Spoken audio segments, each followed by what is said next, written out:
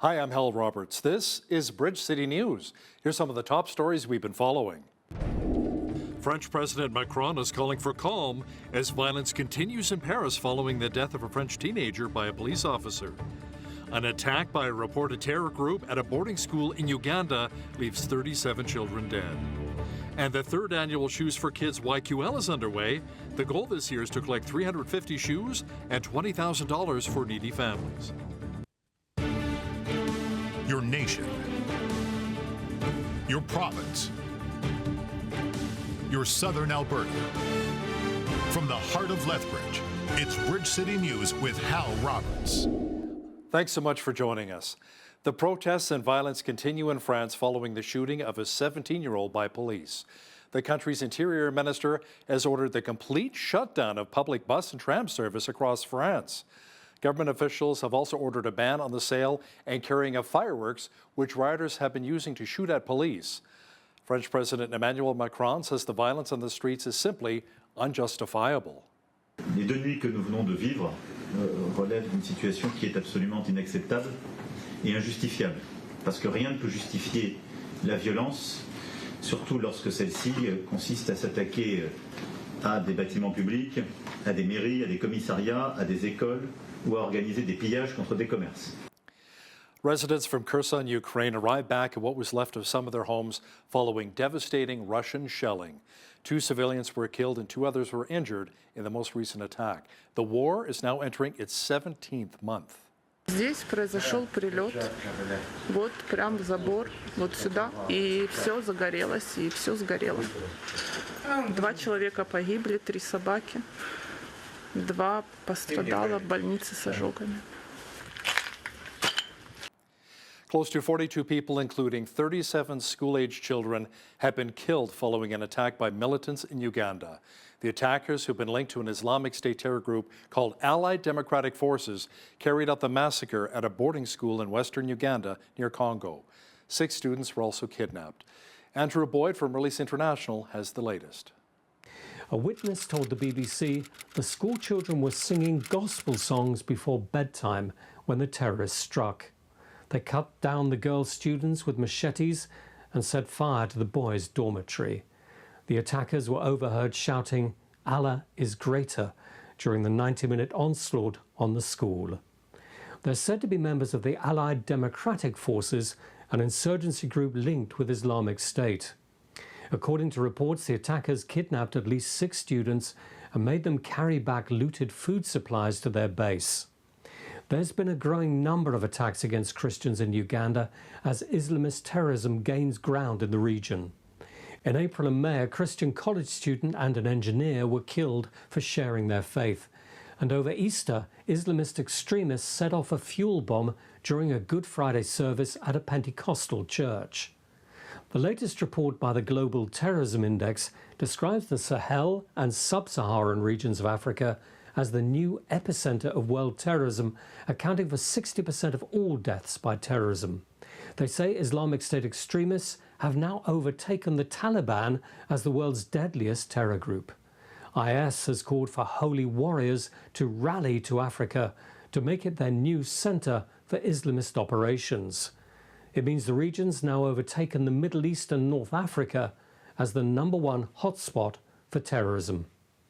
A partner of Release International described the conflict as a wake-up call for the world.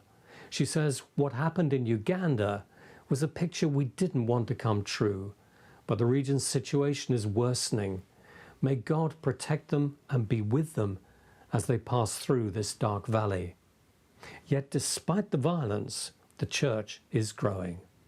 Release International affiliates are helping believers who've been attacked because of their Christian faith and are supporting pastors to stand firm in the face of growing Islamist extremism. This is Andrew Boyd for the Global News Alliance. A 16-year-old girl from Langley, British Columbia has been found alive after missing for more than 2 days in a Metro Vancouver area provincial park. Rescue teams found Esther Wang last night and said she's been returned home safely to her family after being checked over by doctors. Wang got separated from a group of 4 who were hiking in Golden Ears Provincial Park on Tuesday afternoon after they left a lookout point to head back to their campground. Alberta Premier Danielle Smith spoke at the Calgary Chamber of Commerce on Thursday. She says following the recent provincial election, the Stampede City is well represented at the legislature with 9 ministers, including Deputy Premier Mike Ellis. Smith says a big focus for her government is to continue to promote Calgary to investors around the world.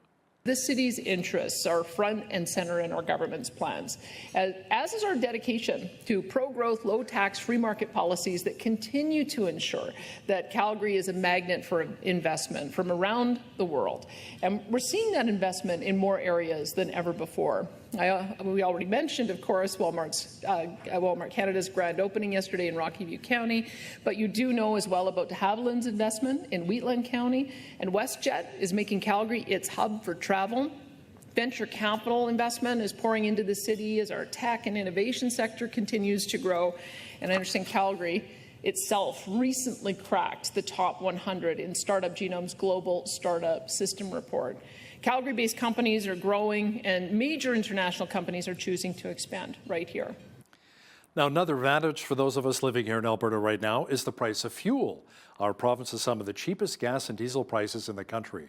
It's in large part due to the province pausing the 13% provincial fuel tax till the end of the year. Now, to chat about how the Alberta Advantage is working to our advantage is the Alberta Director of the Canadian Taxpayers Federation, Chris Sims, who joins us now from Lethbridge. Chris, it is good for Albertans to fill up in our province before heading out on the road this Canada Day long weekend, especially if they're headed to BC, where gas is considerably more. Yeah, it sure is. It's really expensive in other parts of Canada, especially in British Columbia. If you're really adventurous and you drive all the way into the Lower Mainland, taxes there are around 77 cents per litre of regular gasoline, and that often pushes the price at the pump to more than $2 a litre. Here in Lethbridge, last I looked at, it was $1.40 per litre, so huge price difference. Yeah, it's not too bad at all. Now, can you break it down for us in more detail? What kind of taxes we're paying when we fill up here versus a province like British Columbia? So here in Alberta, we actually pay no provincial fuel taxes. None. All of our fuel taxes we pay at the pump right now are federal from the government of Prime Minister Justin Trudeau. That is largely his first carbon tax, and then an excise tax and a sales tax. So it's about 31 cents per litre of regular gasoline is taxes here in Alberta, all of them federal. If you compare that to, say, British Columbia, let's just go with the interior for now. So say you're driving over to Cranbrook or Kelowna, going to pick up some cherries or something. That's around 65, 66 cents per litre taxes. So huge difference there. So in British Columbia, they not only pay the first carbon tax for BC, there's a huge second carbon tax in British Columbia, which is 17 cents per litre. So that's why you have that sticker shock when you cross over from a place like Crow's Nest on this side of the border over to Sparwood in BC. That's why you see that huge price jump. And they give their people no tax relief over in BC. Whereas here, like you said, Premier Danielle Smith has fully suspended it. So it's 13 cents off. Thanks so much, Chris. That was Chris Sims, Alberta Director of the Canadian Taxpayers Federation, joining us from Lethbridge. The Shoes for Kids YQL initiative is back for its third year in our city. The shoe drive began back in 2021 as a way to help provide new footwear for kids in southern Alberta whose families are struggling. The program has been able to support over 850 children since its inception. BCN's Micah Quinn has the story.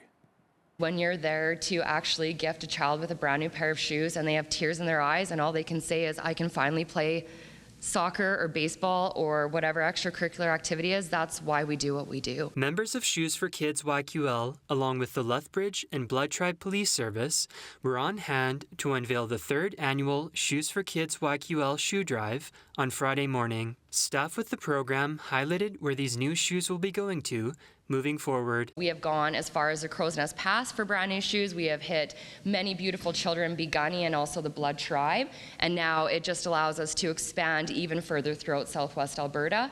And their student resource officer out there is so connected to the children that we know that resources and our referrals are going to be coming in very heavily from that area as well. The goal this year is to collect 350 pairs of shoes and raise $20,000, which will then be divided up and handed out to kids in schools from across southern Alberta. Mallory is phenomenal at trying to make sure that our youth get those shoes, and having everybody involved and all the police services involved is key. An operation like this where there's so many different agencies involved, it speaks to the importance of the Shoes for Kids program. A team of volunteers will be collecting new footwear on August 19th from 10 a.m. to 12 p.m. in the parking lot of Dunlap Ford in Lethbridge. For more information on Shoes for Kids YQL, you can visit their Facebook page. For Bridge City News, I'm Micah Quinn.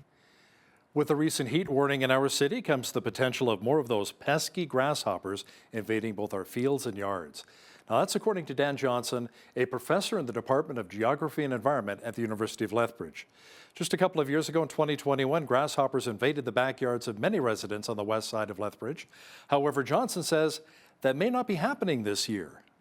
So that urban invasion was entirely the two-striped grasshopper, and they mostly walked across the road into town. Some of them were flying. If they get hot enough, they fly. And remember, we had about 10 days or something like that above 30, and that gives them an enormous boost.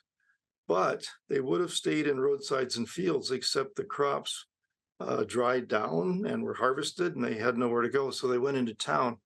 Now, that was caused by extreme weather, but it was ended by extreme weather. We had 2 rainfalls then, and it really hit them hard. They were killed by fungi, and their egg laying was reduced. The following year, they were cut in half again. This year, 2023, is the 3rd summer since then, and there's almost none there at all. So they won't be coming in this year. Johnson says there are 2 main species of grasshoppers here in the southern part of the province. They're the clear-winged grasshopper and the two-striped grasshopper. Indigenous artists in our city are being called to submit their best orange shirt designs for this year's upcoming Reconciliation Week. The staff with the City of Lethbridge say the artwork must be an original design while also being suitable for printing on a t-shirt. The winning entry will be chosen by members of the Reconciliation Lethbridge Advisory Committee and the city's Indigenous Office. The winner will receive $500 for their efforts. The deadline to submit a design is July 31st at 5 o'clock. And for full details how you can apply, they're available on our website.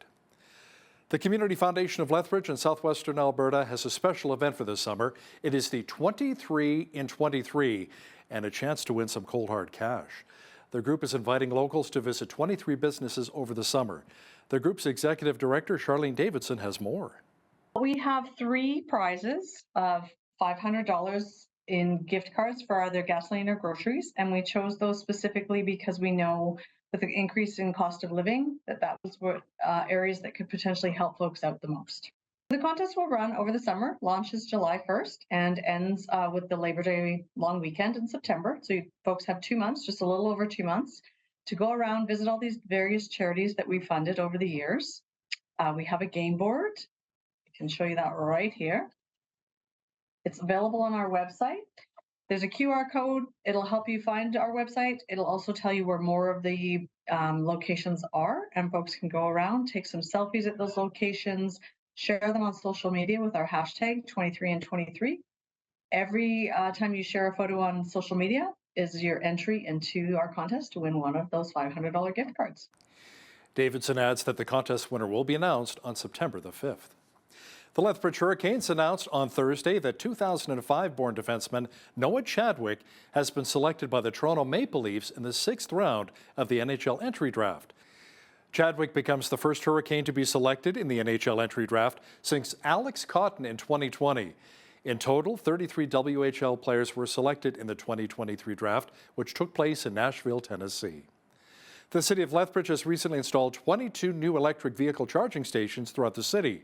2 new locations are at the parking lot of the Nikiyuko Japanese Garden and the corner of Mayor McGrath Drive and 9th Avenue South. There are also 20 chargers scattered throughout the city at the Lethbridge Regional Park and Ride Transit Terminal and the NMAX Center parking lot and at the City Hall parking area. There are also 4 chargers located at the Cavendish Farm Center on the west side, which were installed at the facility during original construction. Full funding details will be provided during an announcement by city official sometime in August. Tomorrow, many towns and cities across the country will be celebrating our country's 156th birthday. Now, as part of the Canada Day celebrations taking place at Henderson Lake, the City of Lethbridge is offering free transit services after 7 p.m. City officials say the number 3 CityLink Green route and the number 4 CityLink Orange route will be free until 11:45 p.m., however, to allow riders to take in the fireworks display. As for Canada Day celebrations at Henderson Lake, they'll begin at noon. There'll be live performers, a food hub, kids zone with face painting, youth market, and you may even see a few classic cars.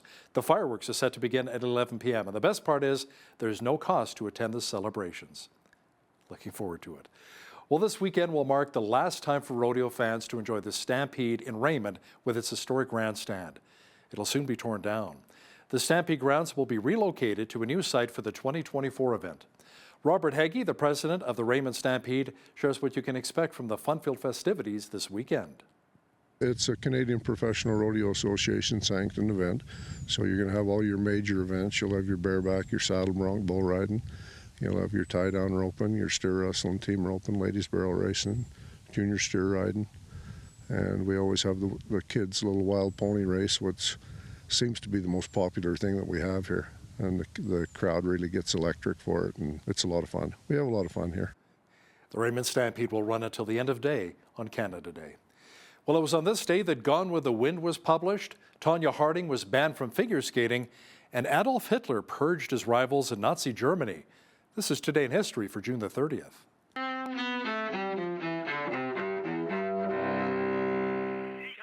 June 30th, 1934.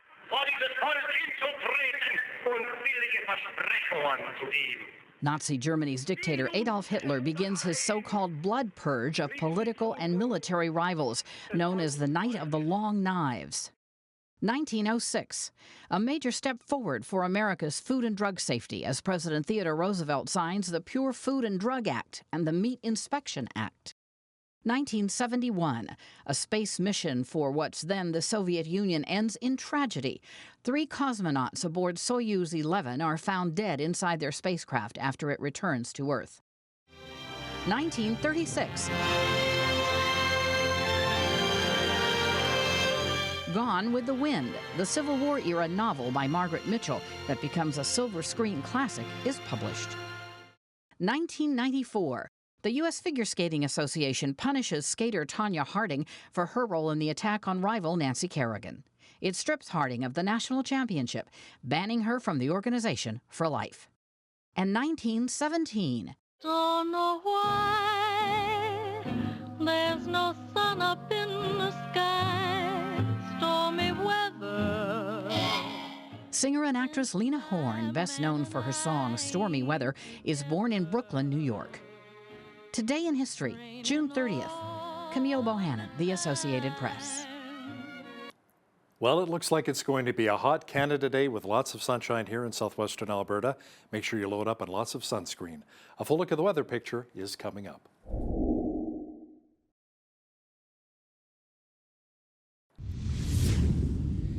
It was sunny and hot again today in Lethbridge. Tonight, there's a chance of showers developing with a low near 16.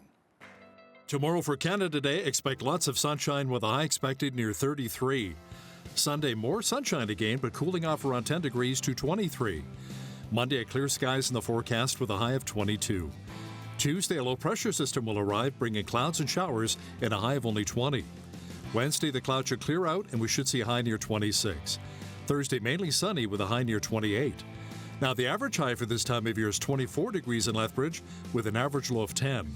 The record high was 36 degrees set back in 1944, and the record low was a chilly 5 degrees in 1968. The sun rose at 5:27 and set at 9:43. Let's see how Canada Day is shaping up across the rest of the country now. It should be partly cloudy and 21 in Victoria, BC, just a few clouds and 22 for Vancouver. Like Lethbridge, Calgary had a heat warning today. Tomorrow, a chance of a thundershower developing with a high of 30. Edmonton will also see some rain on Saturday with a high of only 19. Showers developing and a high of 32 degrees for Regina.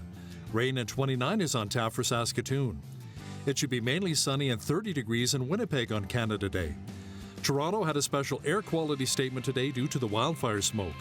Tomorrow there's a chance of showers developing with a high of 27.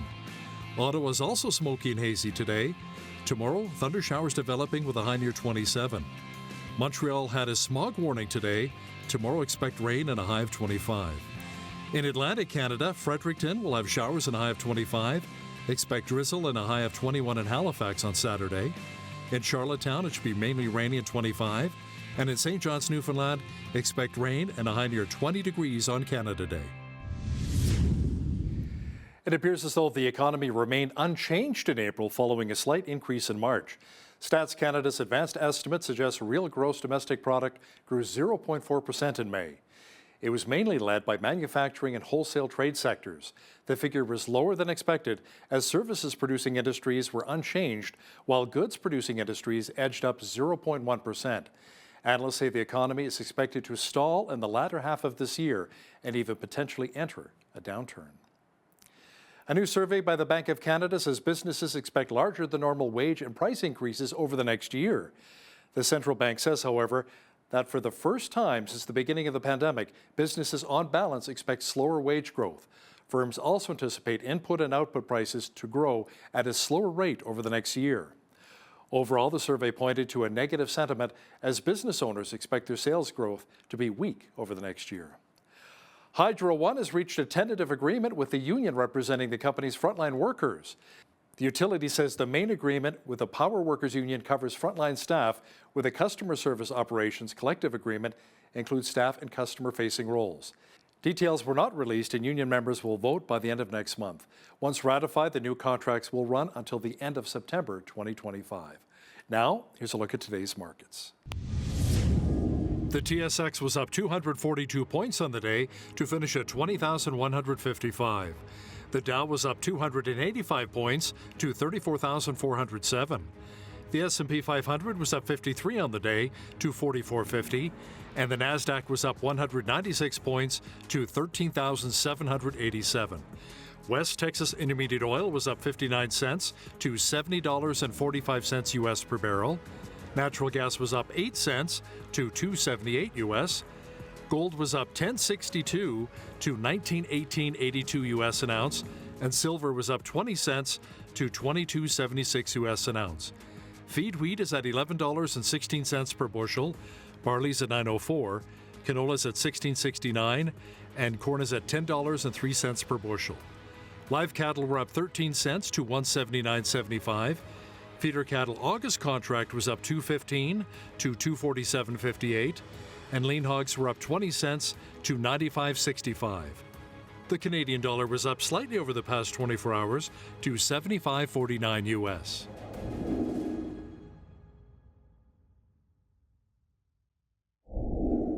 Recapping one of our top stories, around 42 people, including 37 school children, have been killed following an attack by militants in Uganda. The attackers, who have been linked to an Islamic State terror group called Allied Democratic Forces, carried out the massacre at a boarding school in western Uganda near the Congo border. 6 students were also kidnapped. Preparing to have a child can be a very exciting yet frightening time, especially for young married couples. Now, there's a group in Lethbridge called Lethbridge Pro-Life, which offers support for women both during and after pregnancy. Watch the interview with board member Dwayne Canine-Bell from Lethbridge Pro-Life and BCN's Naveen Day in just a moment. Listen, if you see news happening in your community, be sure to drop us an email at info@bridgecitynews.ca. We'd love to hear from you. Here's your Bridge City News community calendar. Discover a new activity that you love. All are invited to this summer's Give It a Try events, hosted by the Lethbridge Sport Council. It's a great opportunity to try your hand at a new sport like climbing, badminton, handball, and more. Events are free to attend. Register in advance by visiting lethbridgesportcouncil.ca/program/give-it-a-try. Go back in time and see what it was like to live as a pioneer. Coyote Flats Pioneer Village is a Western heritage museum located 1.5 kilometers south of Pitcher Butte. Walk through the village and visit an old-time railway station, post office, fire hall, school, and so much more. The museum is open daily from 9 a.m. to 4:30 p.m. with admission of $10 for adults or $20 per family. For more information, visit coyoteflats.org. And that's today's Bridge City News Community Calendar.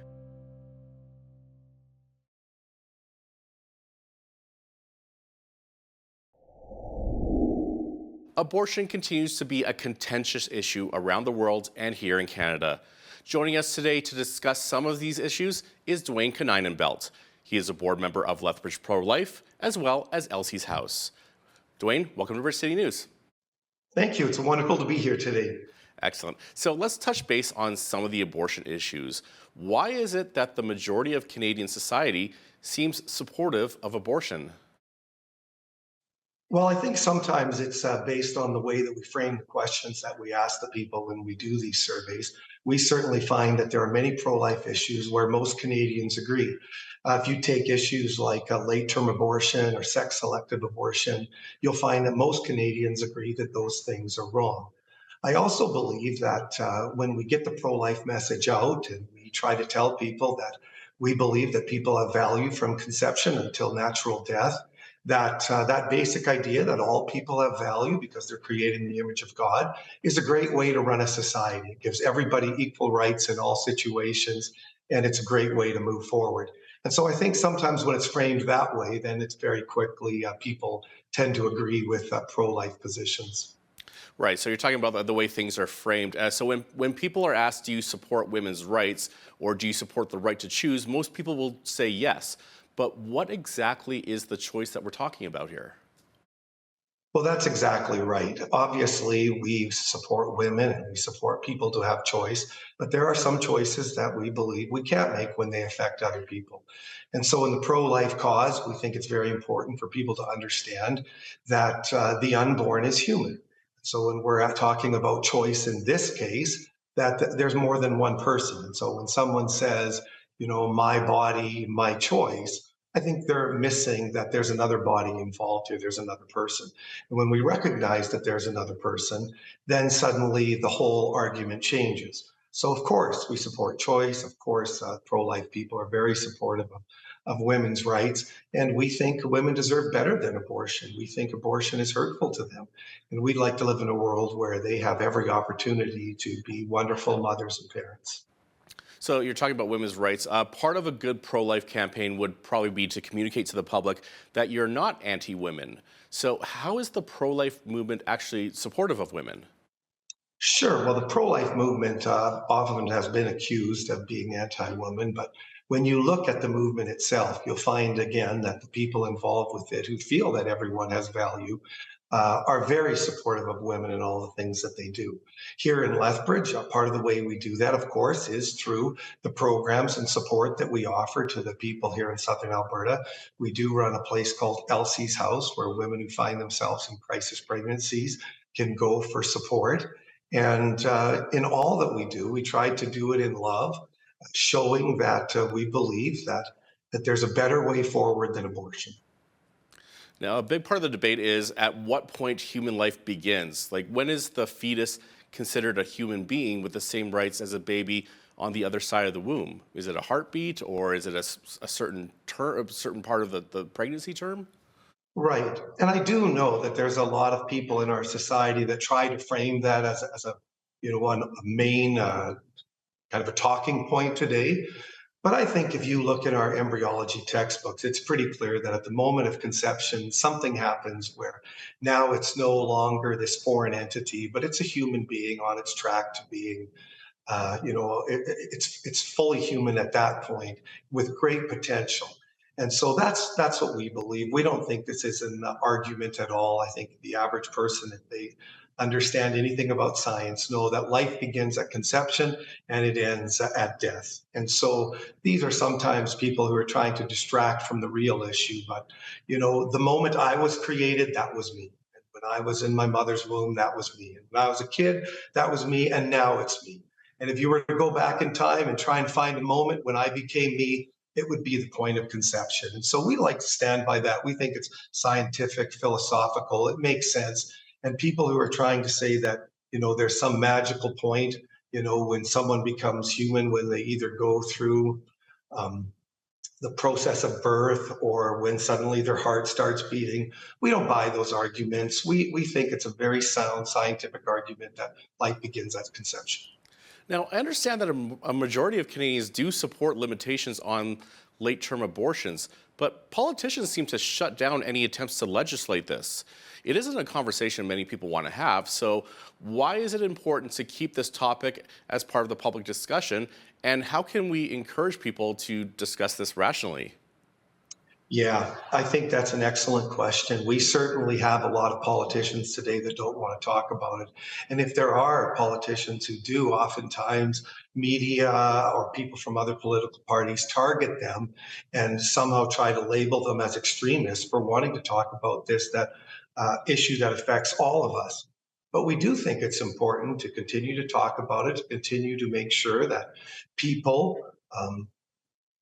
have the freedom to speak and to tell others that they think that people do have value. And so it's critical that we continue to guard our freedom of speech and talk on these issues, because it would be for the betterment of Canadian society if we put pro-life laws into place that protected the unborn and really then protected women. Now let's talk to us about Elsie's House, which provides a safe place for new moms or moms-to-be. Yeah, I'm glad you brought that up, because sometimes people say that, people who are pro-life never do anything to support women or the children. And that's clearly not the case. If you look around the community programs here in Canada, many pro-life groups are involved in many different ways. Elsie's House is a program that we started about maybe 3 or 4 years ago now. It's named after a wonderful lady who used to work for Lethbridge District Pro-Life and volunteered for many years. It's a place where if there are women who find themselves in crisis pregnancy and they don't have any place to turn, they can come to us in Elsie's House. And we not only provide them or work alongside them for room and board, but we provide them the programs to help them mentally, physically, spiritually move forward, to prepare to become mothers, prepare to become someone who's going to raise a child and to live independently and to find success. And so they come to us, they go through a number of programs, they live with us all the way through the birth, they stay with us for a few months, and then they transition into their own apartment and into independent living.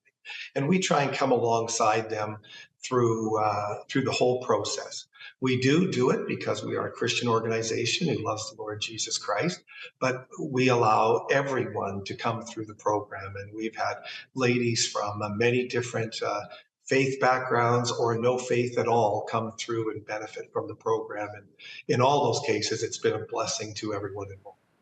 Now, you said that the women are staying at Elsie's House for a few months. How many moms are able to be cared for at Elsie's House? Sure. So right now we just have one location in Lethbridge, and in the home we can have up to 3 ladies. We have had that before. Normally there's 2 that are in there. That's kind of the ideal situation for the space that we have. We like them to come as early as they can when they know that they find themselves in this crisis pregnancy. It gives us the most opportunity to prepare them for motherhood. And then most times, depending again on the situation, within a few months, they're moving out after their child is born.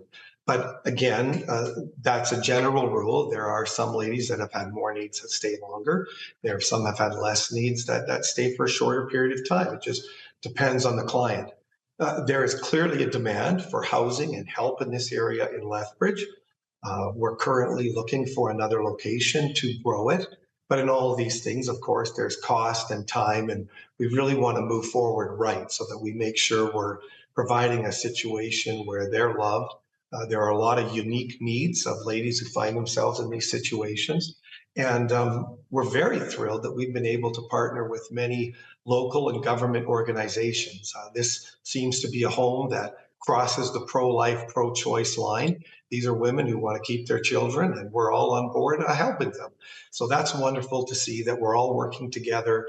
The government agencies are very supportive with their programming and clients and programs that we're allowed access to. And so we're very thrilled that we can work together with a lot of people on this. And is there a cost to stay at the home? So when the ladies come to us, there's an application process that we go through to see if they're eligible. It's not a criteria where we say if you can't afford, you can't come in. We try to use the criteria to say, would our programs benefit you? And if it will, we'll find a way to get you in here and to get you into the program. Now, there are some people that do have financial supports from the government and elsewhere. And so then certainly we would use those funds to help welcome the ladies in and go towards their room and board, but it is not a criteria. So some pay some pay none. It absolutely depends on the case, but we're supported by our very generous donors, and so there is opportunity when they can't afford for us to give them the financial support that they need. And so does Elsie's House need any volunteers, or do they need baby item donations? Yeah, so it was kind of interesting through the COVID years. It was very difficult to get volunteers in and to have people in the community help out. But obviously, there is a need for volunteers and for helpers. We have a number of wonderful volunteers already that, might drive ladies to doctor's appointments, or some of them still have jobs, some of them might be still in school. So help out with all of those things when the baby is born. Some help, care for the child or go through the programs with the mothers. If there was someone who's interested, they could go to our website, elsieshouse.com. And on that website, there is a form for volunteers to fill in. And then at any point in time, people who think it's a good program can donate. They can do that online. And yeah, that's kind of how things go. But we've been very blessed that when we present this need to the people of Southern Alberta, people from, like I say, pro-life, pro-choice, love what we're doing and are very generous to the program. And we're so thankful for that. That's amazing to hear. Now, how can a woman get involved and stay at Elsie's House? Is there a waiting list, and is there a need for more places like this? Yeah, so just like there's an application online for a volunteer, there's also an application online for someone who may think that they right now need a place to stay and are interested in hearing about it. But of course, there's also a phone number, and you can talk to our executive director right away. And I wouldn't say that there's a waiting list as such. We try to assess the needs, and if there is a need, help in some way. But yeah, currently, when there's 3 ladies in the home, then unfortunately we don't have more spots right now. And I guess then that would be a waiting list. But we are kind of, when there's a big push, and we're very close to that, we do have the staff in place where we could rent another home and move forward in expanding the program. Now, turning our attention back to Lethbridge Pro-Life, can you just tell us how the funds are raised and how they're spent? Because I know there's been some controversy in the past about some of the pro-life advertisements in Lethbridge. Yeah, about 5 years ago, we had a bit of a disagreement with the city of Lethbridge over whether or not they would place our ads on the buses and bus benches. So we went to court, and thankfully, we won all 5 cases, 5 counts against the city of Lethbridge. And so the judge was very clear that government elected officials, their job is to protect our freedom of speech. And so they have a responsibility not to count on outside agencies to try to, say which ads they can and cannot put up. As elected officials, they need to defend our freedom of speech. And since then, there's never been any issues, and it's been wonderful. And we've always tried to do our ads, of course, in love and compassion for all of those. But we certainly believe we have freedom to speak our minds on this position. And even if people disagree with our position, it doesn't mean we don't have the right to express it. So that's been a real blessing to us. Of the funds that we raise, we do have some staff that work on the support of all of our groups around City of Lethbridge. We do some advertising, do give some scholarships and some activities for young people. But the majority of our expense right now, of course, is Elsie's House. It takes quite a chunk of funds to run that program, to employ the staff, and especially as we want to move forward. And so that's kind of how we use the money. This topic is often discussed about from a women's perspective, but let's talk about men's rights for a moment here, because men are parents too. What resources would a male have if his female partner wants an abortion, but he wants to keep the child? What resources would he have?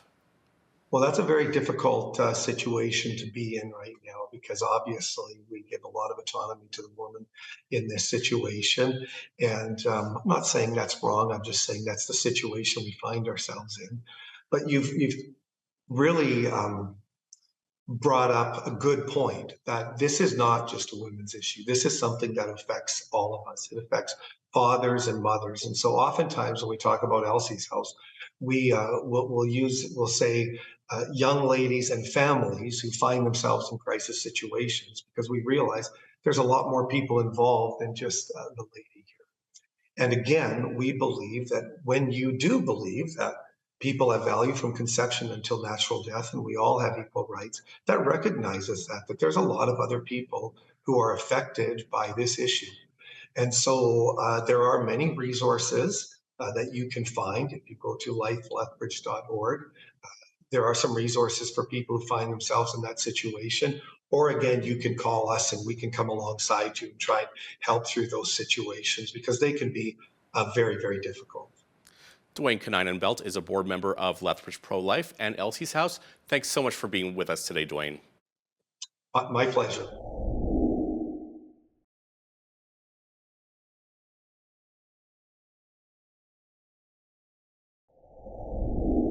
If you're a parent, particularly a parent of faith, who has recently had your world rocked by the news that your child is gay, bisexual, transgender, or any part of the LGBTQ+ community, and you maybe don't know how to handle this news or know what to do next, well, our next guests are here to speak directly to you and possibly offer up some advice because they were in the exact same situation several years ago, and according to them, they didn't handle the news very well and are wanting to help other parents avoid making the same mistakes that they made.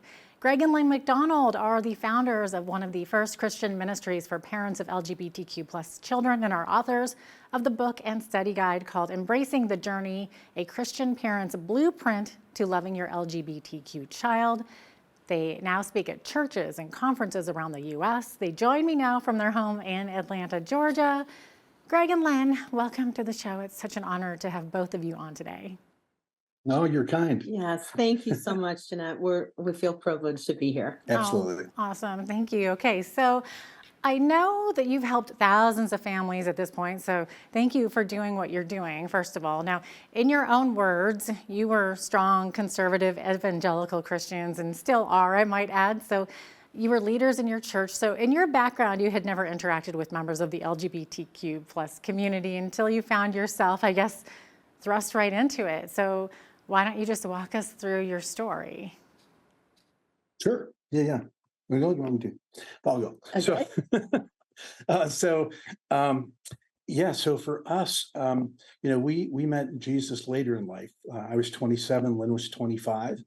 And we had a really significant experience in meeting him. And so we ended up in a very conservative church in West Michigan. And the sound bites that we heard were that if people were gay, well, first of all, it's a choice. And normally mom and dad have something to do with it, right? Dad's been absentee, mom's overbearing, what have you. So when we learned that our son Greg Jr. was gay, he was 17 years old when we found him out. We actually suspected he was gay as early as 3. We saw counsel for it. He just behaved Christian differently. counseling. Yep. And but the counselors told us that he'd be fine. He has loving, caring Christian parents, heterosexual parents, and eventually peer pressure will straighten him out. Well, that did not happen. And so when we found out that Greg was gay, as you had said earlier, Jeanette, we didn't handle it well. I became, first I was a mess. I just curled up into the fetal position and just cried and cried and cried. And we had conversations with Greg Jr. about that. And I'm sorry to say that I really weaponized the Bible and debated it with him. I became a Bible preaching mama, which actually did nothing for our relationship and also nothing for his relationship with Jesus. And he, and we were concerned about that. And so we had lost influence in his life. And if I could pick up just a little bit. So when we confronted Greg, words like, we'll always love you, Greg, but we need to get you fixed. Like those words left my lips. And of course, once those words get out, you can't reel them back in. And so the message that we communicated to Greg was that he was damaged goods and we were going to fix him. And we even thought about conversion therapy for a bit. And we met with a man who worked with an organization, not sure if it was Exodus, okay, at the time. And we just, in our spirit, we just didn't feel that was right because and we're so happy we didn't do that, especially now what we know about I guess it's the Conversion therapy. conversion therapy, Yes. and then even its founder, Alan Chambers, he said, 99.9% of the time, the people he worked with did not change, and he found it harming and hurtful. So But there's a tremendous amount of self-harm and suicide that accompanies that. Right. So when Lynn said that we lost influence, it became apparent as Greg went off to college. He went to college in Chicago. We were living in Michigan. It was clear that, we didn't have a relationship, right? I mean, he'd answer the phone or he'd send a text, but there was really no relationship. And so we found ourselves with the very son that I would throw myself in front of a bus for. We had no influence in his life, and that's a horrible place to be as a parent. And we were fortunate. We did a little study where we spent some time in the Gospels. We looked specifically at the red letters, and we looked at Jesus and just his teachings. And we really asked ourselves 4 questions. One was, well, who did Jesus say he was? Because that's pretty telling. Who did he hang out with? That's also pretty revealing. How did he treat people? And what is it that he had to say? And what we discovered was that though we thought we were good Christians, I mean, like went to church every Sunday, sometimes twice on Sunday, sometimes Wednesday evening. Our kids did Awana. We sent our kids to Young Life.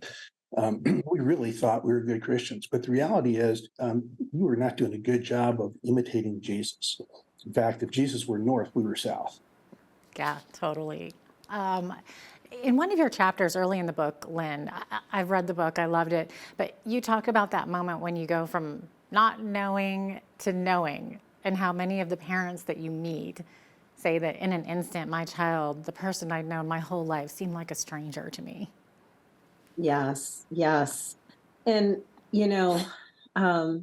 what's really sad about that is that I missed so much of his life because he, as a young boy, he was being teased on the bus. They were calling him gay, and he didn't even know what that meant. And he didn't ask us because he knew we weren't safe. We weren't safe to talk about those kinds of things. And it's just by what we, watched on TV, there'd be Will and Grace at the time, and we'd say, turn that off, and I'm watching that in this house. yeah. And so it had to be confusing to him as he continued to grow up. And I just sobbed when I found out, and he told us this, that he didn't want to be that. He had prayed this would not happen, even as a little boy. And and then, when it was a reality, he didn't have a safe spot to come with us. So we ended up, I just told him, I'm sorry. I'm sorry we weren't there for you. We should have been.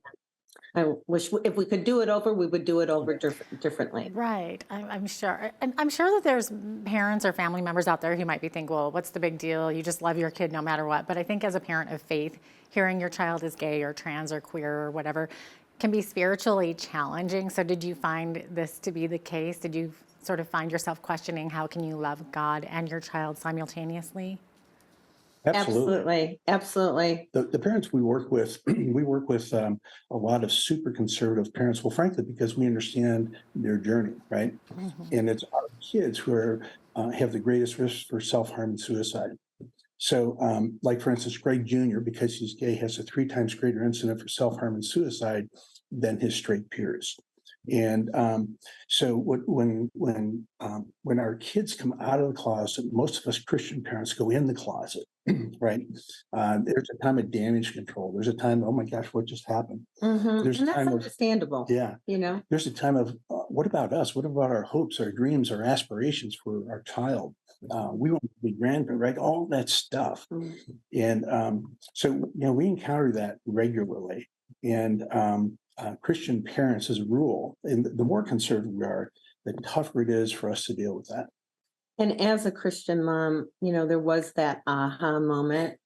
And the aha moment was reading scripture where Jesus is asked what the greatest commandment is. And when the Pharisees are asking him this, and Jesus says, And actually, you know what was interesting about that? I heard this later, someone talking about that scripture.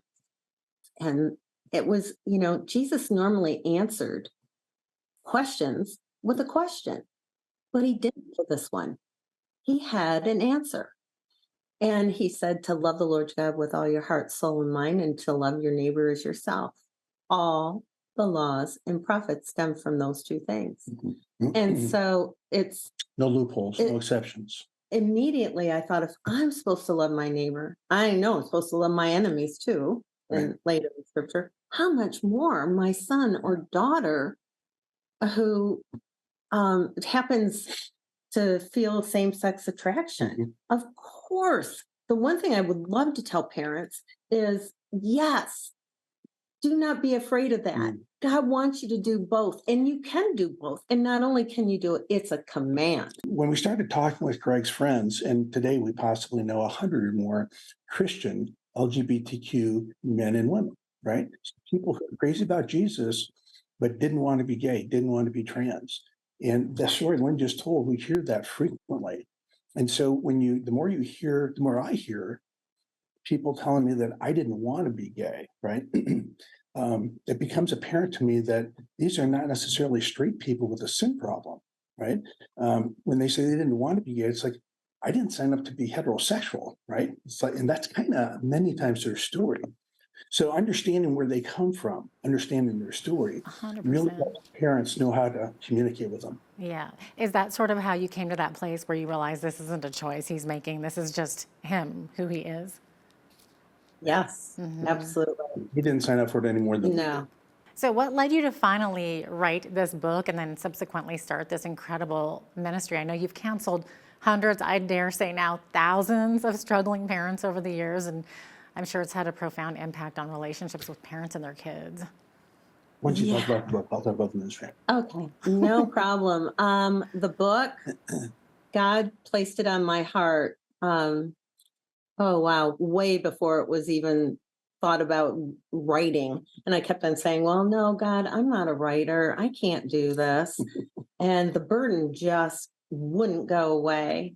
And so when we finally did do the Embracing the Book, we wanted a helpful book that parents could relate to, that might be similar in their journey. Maybe not everything in our story, but we have a lot of very evangelical, conservative Christians will go, that's my story. I see me in that. Yeah. And so by doing that, I was like, oh, okay, now we're done. We did our book, no more. And I'm Work it off.